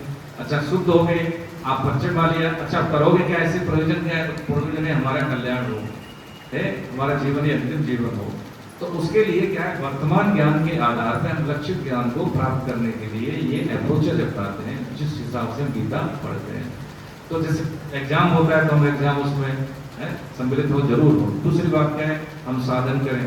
तीसरी बात क्या है कि जब दिन में हम 3 बार खाना खाते हैं तो 1 बार जरूर स्वाध्याय करें गीता है। जीवन के ढंग गीता के क्षण, तो कोई प्रॉब्लम रहेगी नहीं, ये हमारा माइंड अपडेट रहेगा बिल्कुल। नहीं तो बहुत सारी चीजें अपनी बता करके अनुसार हम जीवन जिएंगे, देखो जी कुछ मिलने वाला नहीं दौड़ते रहे सारी जिंदगी, कुछ नहीं होना है। एक बात और, भगवान के आश्रय में यदि इसको हम मान गए, कोर्स रूप में गीता पढ़ लिया, 10 महीने का कोर्स होता है, ठीक है, हम चाहे पढ़े लिखे हैं, अक्षर ज्ञान नहीं, कोई फर्क नहीं पड़ता, सुन तो रहे, उस आधार पे, उस मानकों के आधार पे हमने कर लिया तो पक्की बात है जैसे हम आए थे वैसे हम रहेंगे नहीं, बिल्कुल। विद्यार्थी लिखेगा तो उसके कंटेंट भी अलग होंगे, मौलिक होंगे, ठीक है। नौकरी पेशा करें आप, कितने ही जब जैसे भैया सीए हैं, वकील हैं, है ना, तो उनका काम करने का तरीका ही बिगड़ा होगा। कुछ समय के बाद ऐसा लगने लगता है कि भाई ये ठीक है, इसमें कुछ बदलाव तो आया है, और बहुत अच्छा बदलाव आता है जिसको कहते हैं प्रभावशाली बदलाव, कि आप कुछ बोलेंगे भी नहीं, दूसरा आपसे समझ लेगा। ये सामाजिक सेवा आपकी स्वतः आपके व्यक्तित्व से होगी, है ना, ये चीजें। 6वें अध्याय में जब ये 5वें तक इन्होंने सब बता दिया, भगवान ने ऐसे ऐसे कर्म करने, ये कर्म ये है, और भाई ज्ञान योग ये सब बता दिया। तो जब अर्जुन की बात हुई कि मैं चलो ठीक है, कर्म योग मेरे लिए ठीक है, तो ये जो आप संयम की बात कह रहे थे, तत्पर संयम इंद्रिय, तो टिकेगा कैसे? संयम, भाई मन तो कैसा प्रबंधनशील है, इंद्रियां कैसी है, बहुत मत देने वाले हैं कि हम जानबूझ के भी हम गलती कर देते हैं प्रभु, तो कैसे होगा? तो भगवान ने कहा कि आत्म संयम से, नियंत्रण से। तो संयम एक युद्ध है जो अपने ही विरुद्ध है। हमें क्या है कि महाभारत जैसी स्थिति में हम सब होते हैं, देखा जाए तो अपने से लड़ना पड़ता है, हमें ये अच्छा लग रहा है लेकिन इसका परिणाम गलत है, तो क्या करते हैं? देखिए ये सत्य घटना है कि एक तो ब्रह्मचारी वृंदावन की बात बताया, उसमें बाल ब्रह्मचारी थे वो, तो उन्होंने अपनी नेस्ट की जो स्थिति से उन्होंने बहुत काफी आध्यात्मिक बल अर्जित किया, ठीक है, तो मिल जाए तो खा ले, लेकिन नेस्ट की जो ब्रह्मचारी, नेस्ट की का मतलब बचपन से, जब उनकी ख्याति थोड़ी हुई तो लोग उनके दर्शन करने के लिए आते थे। जैसे मान लो 30-32 साल की आयु थी उनकी भैया, और 30-32 साल की आयु में वो कम बोलना और साधन परायण करना, और जो होते हैं जैसे दंडवती परिक्रमा, तो दंडवती परिक्रमा का देखो लाभ ये होता है कि जो हमें कष्ट मिलने वाले जीवन में उतना कष्ट हम स्वयं भोग लेते हैं, तो वो आदमी कभी कोई बीमार नहीं रहता। ये पढ़े लिखे लोग ज्यादा नहीं करते, अनपढ़ लोग, गाँव के लोग ज्यादा करते हैं, देखा होगा है ना, हाँ, तो दंडवती परिक्रमा करते थे, ठीक है। और तो वहां पर तो एक जो विदेशी लड़की ही उनसे प्रभावित हुई, उन्होंने महाराज हमें कुछ सेवा दे दीजिए, आपको किंचन भाव में रहते हैं, रहने का भी, खाने का भी, कपड़े, तो उन्होंने कुछ सेवा के लिए बोला, तो उन्होंने मना कर दिया। फिर वो लड़की मानी नहीं, हफ्ते भर का प्रवास था उसका वृंदावन में, तो किसी उसके शिष्य या शिष्य बनाते नहीं थे, लेकिन परिकर होते हैं ना, साथ में भजन करते हैं इस तरह से गुरु भाई, उनके माध्यम से वहां तक उनकी पहुंच हुई और उसने जो है उस सेवा स्वीकार कर ली। अब देखिए हम समझ रहे हैं कि कभी भी किसी भी अध्यात्म के विकास में है तो हमें कुछ लेना नहीं, यहाँ तक कि सम्मान भी मिले तो दे दो, कोई पैर छुए उसका भी प्रणाम कर लो, भैया ये हमें नहीं चाहिए, सावधानी समझ रहे हैं किसी की बात से, ऐसा नहीं कोई प्रसंग हो। अब क्या हुआ कि उनको साइकिल दे दी, तो मोटरसाइकिल ऐसा कुछ करके उस लड़की ने, और भाई साहब वो करीब 1 महीने के अंदर अंदर उनका जो पूरी तरह से जो बंटाधार हो गया, सत्य घटना है। और ये सबके साथ होता है। जैसे मान लीजिए कोई व्यक्ति होता है ना कि जैसे कि MBA किया या मान लीजिए MBBS किया, तो उसके बाद सुविधाएं आ जाती हैं, हमारी दवाई लिख देना कंपनी की, आपको गाड़ी दे देते हैं, ये होता है। अच्छा डॉक्टर एस्टेब्लिश हुआ तो उसको गाड़ी नहीं खरीदनी, कंपनी वाले बोल रहे हैं कि आप हमारी दवाई लिख देना, डाउन पेमेंट करके बस किस्त आपकी जाती रहेगी, जब तक दवाई लिखोगे तब तक किस्त जाती रहेगी, ये ऐसा होता है, ठीक है।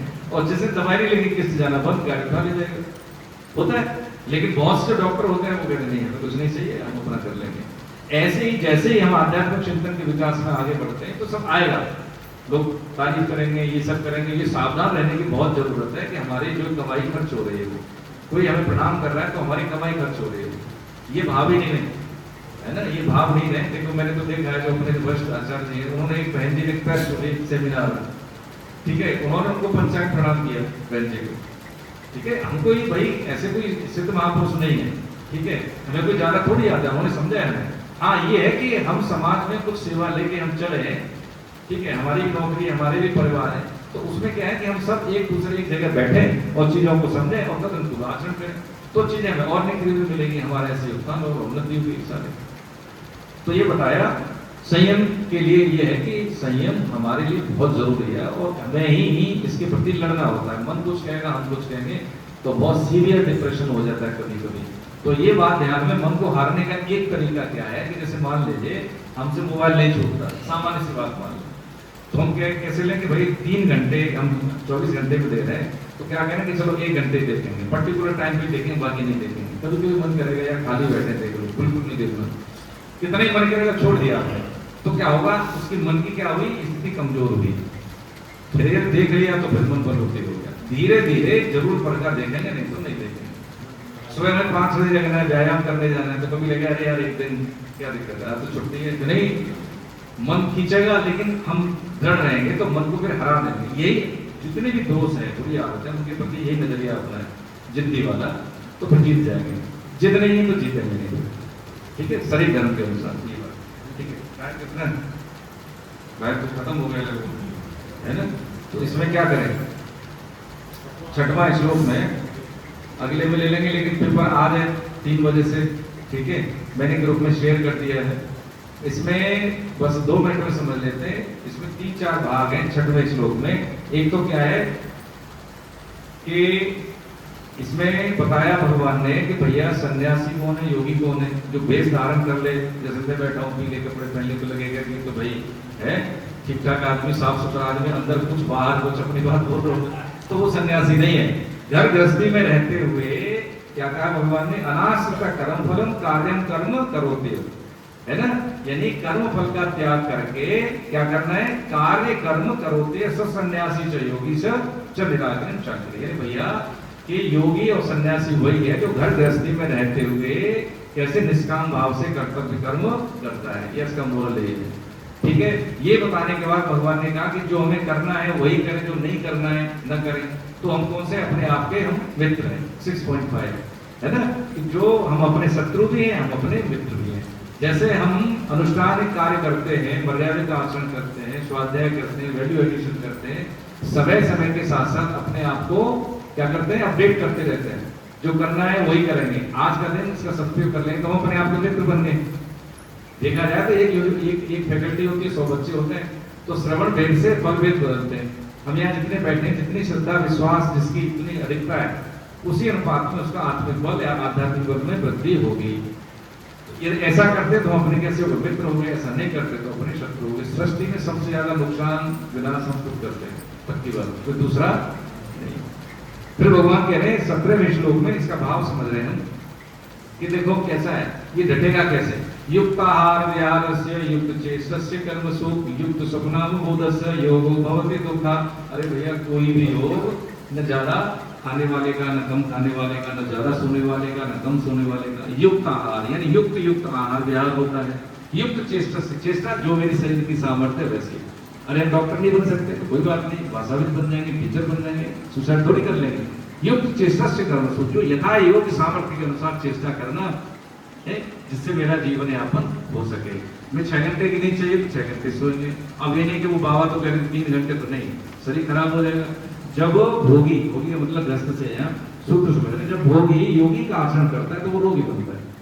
हमारा एक शरीर धर्म है, हम ग्रस्त हैं, हम आसन ज्यादा नहीं लगा सकते, खान पान हमारा गृहस्थी का है, हम विरक्त नहीं है। तो जो शरीर धर्म कहता है यथा योग्य सामर्थ्य के अनुसार ही हमारा आहार हो, और वही विहार का मतलब व्यवहार हो, और कर्तव्य कर्म करने के लिए या अपनी उन्नति के लिए जो भी हम साधन अपनाते हैं, तो युक्त आहार, युक्त चेष्टा यानी यथा योग्य सामर्थ्य के अनुसार चेष्टा करनी चाहिए। 100% प्रयास, ठीक है, करने में सावधान, होने में कुशल। ये सूत्र है ना 2.47 में समझाया हमने, अध्याय 2 का 47वां श्लोक। ये फिर भगवान ने ध्यान योग के साधन बताए, कैसे बैठना है, यम नियम आसन प्राणायाम प्रत्याहार धारणा ध्यान समाधि। तो यम नियम 2 ऐसे टूल है जो किसी भी योग के लिए चाहिए। सत्य हिंसा परग्रह अस्ति ब्रह्मचर्य यम के 5 हैं, नियम के 5 हैं। क्या है, शौचम, स्वाध्याय, संतोष, तप, प्राणायाम, ठीक है, 5 उसके हो गए। ये दोनों योग जब सद जाएंगे तो किसी भी योग में यानी हमारी रुचि है वो सद जाएगा, वो उसमें उसके हम साधक बन जाएंगे। बैठने का तरीका बताया, श्वास प्रश्वास का तरीका बताया भगवान ने यहाँ पे, ठीक है। ये ध्यान योग का बात करने के बाद में फिर यहाँ पे ये सब चीजें होनी, तो प्रश्न बनता है किसका, अर्जुन का। अर्जुन ने कहा महाराज ठीक है, ये हमने कर लिया, सब चीज कर ली, तो कह रहे हैं कि युक्त आहार विहार से वाला होने के बाद में जब उन्होंने कहा ये सब करने के बाद प्रभु ये होगा कि कभी कभी ऐसा लगा कि हमने किया, साधन किया, लेकिन साधन करने के बाद हमें सफलता नहीं मिली। तो उस केस में क्या होगा कि जो हमने किया है कि जैसे 10वीं पास के लिए हमने पढ़ाई भी की, कोशिश भी की, ठीक है, लेकिन पास नहीं हुई तो फेल हो गए। तो प्रभु कहीं ऐसा तो नहीं होगा कि साधन किया और भगवत अनुभव नहीं हुआ तो हमारा प्रयास छिन्न भिन्न तो नहीं हो जाएगा।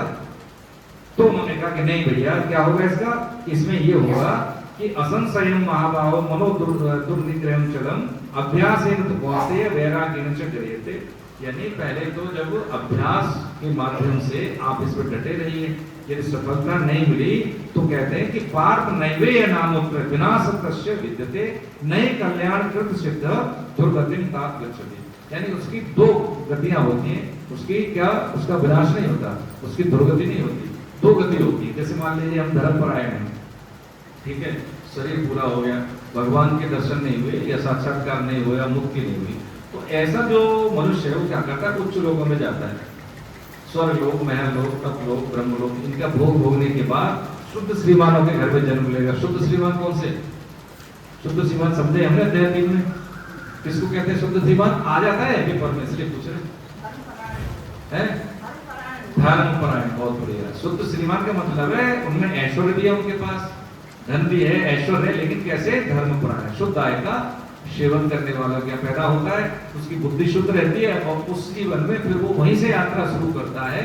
जैसे यहाँ से जाए हम दिल्ली, अलीगढ़ में रुक गए, ठीक है, तो यात्रा कहाँ से शुरू करेंगे, दोबारा थोड़ी लखनऊ आना है, अलीगढ़ से हमारी यात्रा शुरू। तो उसमें संपत्ति, उसकी आध्यात्मिक संपदा रहती है, वहीं से उसकी उन्नति हो जाती है, वो जीवन तो उसका अंतिम जन्म होता है। जैसे अभी आप नवीन उम्र में आ गए, बहुत से बच्चे आ गए, बहुत से भी बैठे 80-80 साल में, नहीं उनका मन लगता, तो पुरानी पार में है इनके पास, इसलिए इनकी रुचि गीता में, पक्की बात, ठीक है। आप गीता में जो बैठ गए तो अब ऐसा हाथ हमारा नहीं होना है जिन लोगों का, देखो सही सही बात है। दूसरा गति बताई, दूसरी गति बताई कि वो विरक्तों के यहाँ पैदा होना चाहिए। जैसे शंकराचार्य भगवान, उनके पिताजी है, अब देखिए प्रेमानंद महाराज, इनके पिताजी किसान तो थे, नंगे पैर रहते थे ज्यादातर, और कभी सिलाऊ अवस्था नहीं करते थे, ऋषि जैसा व्यवहार था उनका, ग्रस्त में रहते थे। तो उनकी औलाद कैसी हुई बताइए, 13 साल की उम्र में घर छोड़ दिए, पिताजी लेने गए तो मना कर दिया, और निवेदन पूर्वक मना किया, और देख लिए 55-56 साल की उम्र है, ज्यादा भी नहीं है, और किडनी दोनों फेल है, 20 साल से ऐसे धारते कि कोई स्वस्थ आदमी क्या धारेगा, ये गतियां होती है। तो अंत में भगवान ने ये कहा इस श्लोक के बाद में, 47वां श्लोक में, कि भाई क्या है, 40-47, तपस्वी व्योधिको योगी, पढ़िए, पढ़ लीजिए, दोनों पढ़ लीजिए ना। तपस्वी व्योधिको योगी ज्ञानेभ्योऽपि मतोऽधिक कर्मेभ्यश्चाधिको योगी तस्माद् योगी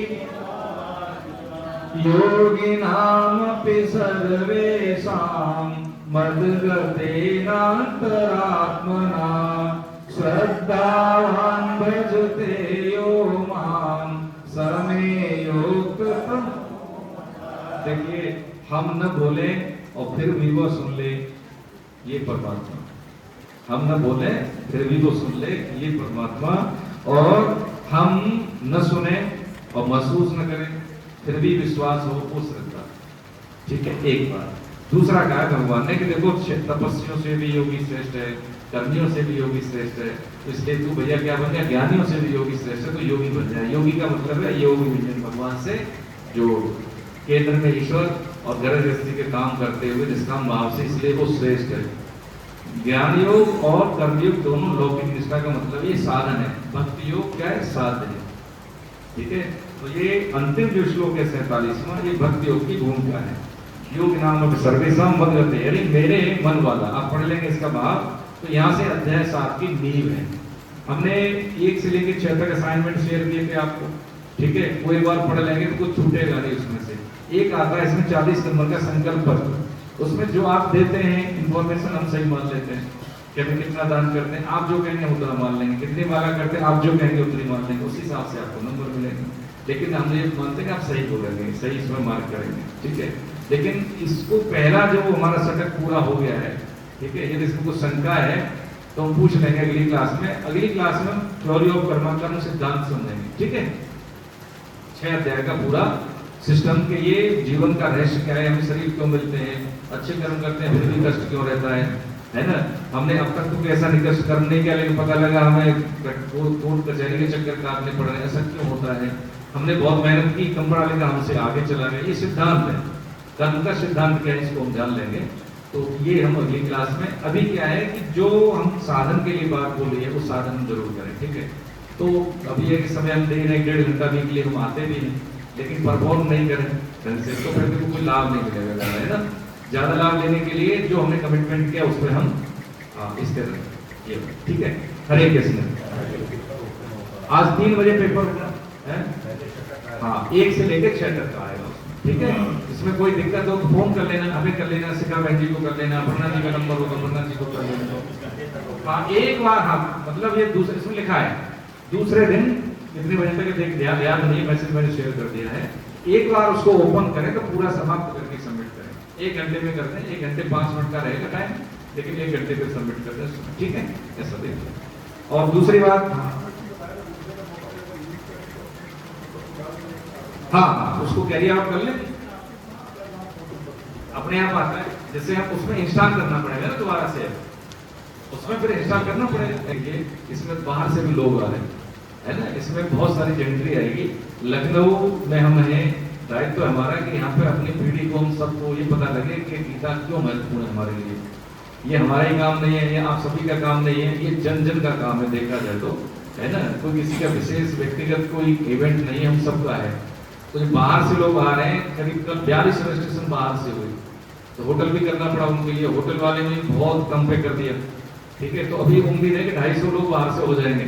तो कम से कम हमारे पास जो 1100 सीटें मैक्सिमम, हमें अच्छी बात ये नहीं लगी कि बाहर से आ रहे हैं। ईमानदारी की बात बताएं, मंदिर में बैठे, अच्छी बात आप कोई मना तो कर नहीं सकते, लेकिन अच्छी बात ये ज्यादा होती कि लोकल लोग हमारे ज्यादा होते, ठीक है। आप देख लीजिए, आप लोग यहाँ आते हैं, लोगों को अभी जैसे शराब वाले को कोई एडवर्टाइजमेंट नहीं करना पड़ता, दूध वाले को करना पड़ता है ना चीजें।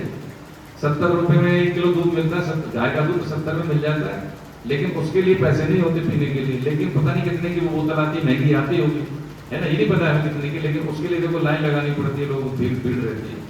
ये क्या है, देखो कलयुग है, हम अच्छा करेंगे लोग विरोध देंगे, हमें भी मिलता है। हमें कहना जरूर है, आप तक पहुंचे ऐसे ही तो पहुंचे कि भैया आए, देखो व्यवसाय है, दुकान है, किसी का पूछा, लेकिन आ रहे समय निकाल के ऐसे ही 1 दिन के लिए आप आए।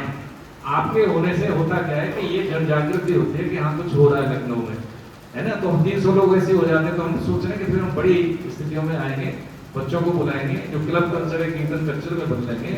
और जो स्थितियां शादी ब्याह के बाद में जो बड़ा विकराल रूप ले लेती हैं, वो नहीं रहेगी, वो नहीं रहेगी। आप देखिए, बदलाव के लिए किसी न किसी को तो थोड़ा योगदान देना चाहिए, और हमें अपने हिस्से का संघर्ष योगदान हम सबको देना चाहिए। हमारे घर में जो है, जो साधक हैं, जितने भी हमारे 100 से ज्यादा रजिस्टर्ड हैं, वो तो रजिस्ट्रेशन करा ही लें, हम तो ये बोलेंगे, ठीक है। एक भी ऐसा ना है जो रजिस्ट्रेशन न कराए, सब करा ले। वहाँ पे 500 रुपए में सुबह में ब्रेकफास्ट भी है, 2 बार की IT है और लंच भी है, वो क्या चाहिए। और साथ में पढ़ने की किट भी मिलेगी, वो किताब अलग होगी, ये नहीं होगी, वो किताब अलग होगी, ठीक है। और वहाँ पे क्या है कि ग्रेविटी होती है, वहाँ पे ऐसे सिद्ध महापुरुष भी आते हैं कि जिनके दर्शन मात्र से लाभ होता है। हमें पता भी नहीं इतना बड़ा शब्द है, लेकिन आपने देख लिया, अंतःकरण शुद्ध हो गया, ये लाभ मिलता है। सत्संग का लाभ यही लाभ है। सत्संग क्या है, एक जमीन है, आधार है, उसी से सुमिरन बनता है, उसी से सेवा बनती है, उसी से साधन मिलता है। बिना सत्संग से कुछ कर भी नहीं पाएंगे भाई, इसलिए बहुत जरूरी है, वो आधारभूत लाभ है, वहाँ पे जाना। हाँ देखो, अब जैसे पति पत्नी, देखो बहन जी आती है, उनके पति नहीं आते, पतिदेव आ रहे हैं, पत्नी नहीं आती, इससे देखो नुकसान क्या है। नुकसान ये देखो, मैं सच्ची घटनाएं कई बता रहा हूँ, एक ही उदाहरण दूंगा, उसमें टाइम कम है आपके पास। मेरा दोस्त चीफ सिक्योरिटी ऑफिसर है एयरपोर्ट अथॉरिटी में, यही पोस्टिंग था। पहले हम 2019 में सेमिनार की थी हमने मथुरा में, तब लोग कम आते 40-50, तो बहुत लोग हो जाते हैं, 250-300 मना करनी पड़ती। तो पहले अब वो अकेला ही गया, एयरपोर्ट डायरेक्टर वगैरह, स्टेट गवर्नमेंट आए, तो बहुत सारे कुछ गए थे, कुछ चुनिंदा लोग, तो अकेला गया। हमने कहा भाभी बोले कि क्यों नहीं आए, कह रहे यार वो बिजी है, वो भी नौकरी में NRI जो कहते हैं NBRI करके उसमें हम करना। अब वो क्या है कि अब उसका आकर्षण बढ़ गया, उसने सोचा क्या ये तो बहुत स्ट्रेस लेवल कम करती है, मेरी परफॉर्मेंस रेट बढ़ गई, और जिस तरह से मैं संघर्ष में रहता था अपने कोलीग के साथ, वो नहीं है, एकदम स्ट्रीमलाइन हो गया, टोन अप हो गया उसका स्वभाव। अब उसकी पत्नी उससे कहते क्या लगे रहते हो गीता गीता, भाई मैं क्या कर रहा हूँ, मैं तो कुछ नहीं कर रहा हूँ, मेरा तो एटीट्यूड चेंज हो गया, मांस खाना छोड़ दिया। प्रॉब्लम है कि मांस को नहीं खाते हो, मैं इंटरेस्टेड है। अब जो बनना सही है, गलत बनना सही को आकलित कर रहा है, बताइए।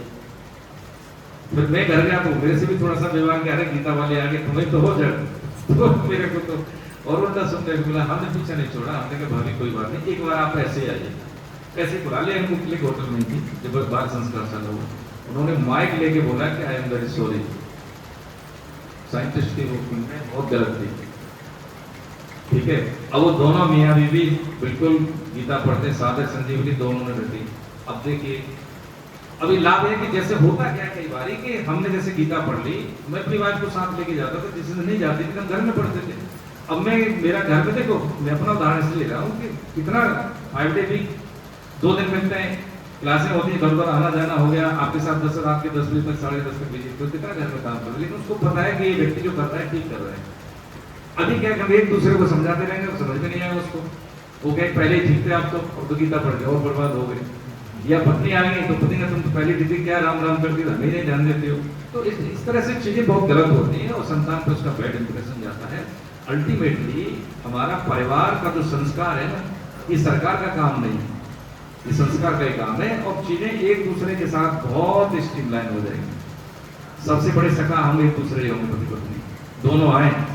मैडम सबसे कह रहे हैं जिनके पतिदेव नहीं आप लेके आए उनको, और जिनके जो पति है यहाँ पे वो अपनी पत्नी को लेके आए साथ में, बहुत जरूरी है। और बाकी का काम वो करेंगे जो आएंगे, पक्की बात है। हमने लाके बिठा दिया था पहले सेमिनार नैमिषारण्य में लेके गए, उनको नहीं पता था हमको हमें घूमना है, सीतापुर घूमना है। तो मेरा दोस्त उस समय डीएसपी था, मैंने कहा यार इनको घूमना है, मैं तो सेमिनार में अटेंड करूंगा। तो उन्होंने कहा ठीक है। तो 9 बजे से सेमिनार शुरू होगी, उसने कहा 11 साढ़े 10 बजे 11 बजे तक आएगा लोग, तो 10:30 11 बजे तो आए। तो हमने कहा जाओ भाई, 9 बजे से शुरू हुई, देखो सच्ची घटना, 10:30 बजे तक उन्होंने नोट्स बनाना शुरू किया और नहीं घूमा। बाद में सेमिनार होगी तब घूमा।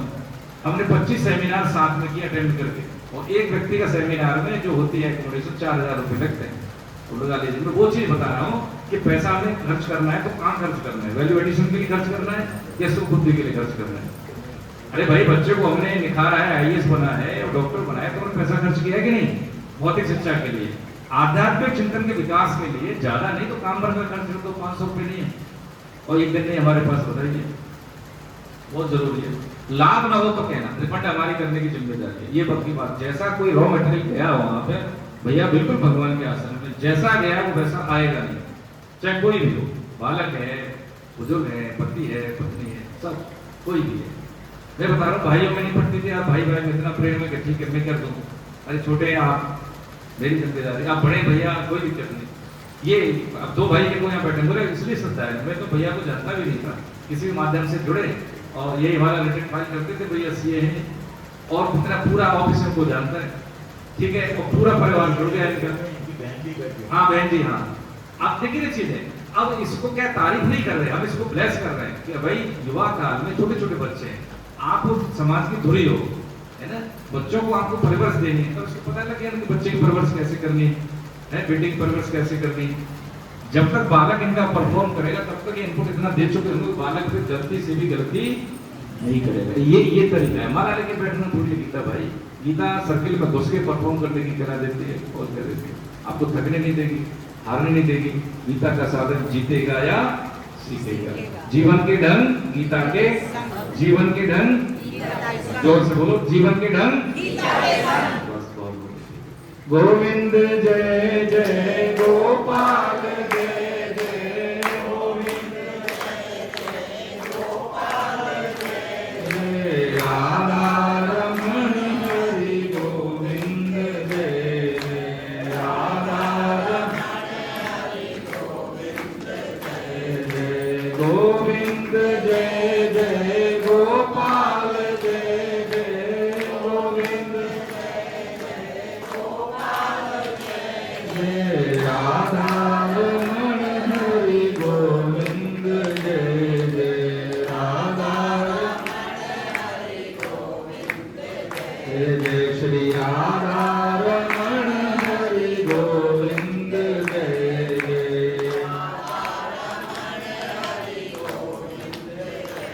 नाम संकीर्तनम यस्य सर्व पाप प्रणाशनम, प्रणामो दुख शमनस्तम, नमामि हरिं परम। बोलो बाके बिहारी लाल की जय, राधा गोविंद देव से सरकार की जय, अपने अपने गुरु भगवान की, सियावर रामचंद्र की, पवन सुत हनुमान की, उमापति महादेव की, सब देवी देवताओं की, सब संतों की, सब भक्तों की, अनंत कोट वैष्णव वृंद की, दृश्य पुण्य आत्माओं की, आज के आनंद की, आप सभी रसिक जनों की। बोलो जय जय श्री राम।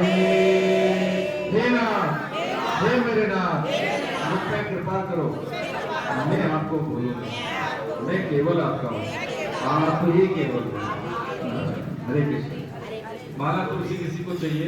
राम नाम की नोटबुक है तो जो आप भी ले लें। सेमिनार के हरे कृष्ण। चुके हैं लोग, जैसा कि मैंने बताया है, मैं अपना नाम नोट करवा दें और वॉलंटियर्स भी अपना नाम नोट करवा दें। मेरे पास